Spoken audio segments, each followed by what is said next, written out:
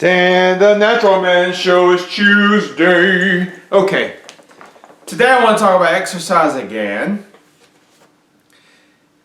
in relation to fat buildup around our hearts.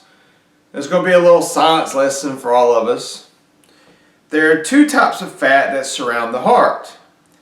The first type is called epicardial fat. This tissue surrounds the heart muscle and the coronary arteries. The second type of fat is pericardial fat tissue. It is outside of the heart, on the heart.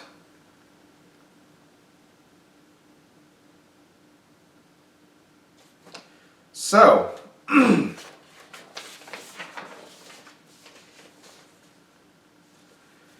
even though they're snuggled up together, the article says, for example, the epicardial kind shares blood supply with the heart. Pericardial gets its blood boost from other blood vessels. Because of its direct contact with the heart and shared blood supply, epicardial fat tissue has been consistently associated with increased risk of cardiovascular disease. Less is known about the risks associated with pericardial fat since it lacks direct contact with the heart. But experts believe it may affect coronary and heart function in a more indirect but likely still significant way. Which brings us back to the study. Researchers in Denmark held a randomized clinical trial involving 50 people with abdominal obesity to find out if both endurance and resistance training could affect epicardial and pericardial fat tissue. There were three groups: high intensity interval training 3 times a week, resistance strength training 3 times a week, and no exercise. Both exercise groups barely the VO2 max, while only the resistance training group got stronger, of course.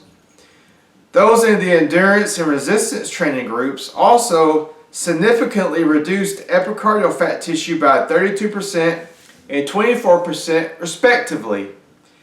As for pericardial fat, the endurance training had no effect on it, but resistance training sure did. Participants in the group saw a 32% reduction in that kind of heart fat. So, basically the study is saying there's two kinds of heart fat. Cardio and resistance will burn the epicardial fat, but only strength training will burn the pericardial fat, which is another unique benefit of strength training. So here again, it's showing that strength training has unique benefits that no other form of exercise has. So this article, or this study, has found that strength training will burn pericardial, nothing else will. Of course, the best strategy, and this is what I recommend to all my clients, would be to combine the two to some degree on a consistent basis. On one hand, endurance training showed more significant increase in the reduction of epicardial fat, but resistance training, which decreased both kinds of fat, also increased strength too. The takeaway message is that people should be motivated to engage in any type of exercise as a preventative measure, given that cardiac adipose tissue is an emerging cardiovascular risk factor. And of course, if you ask me,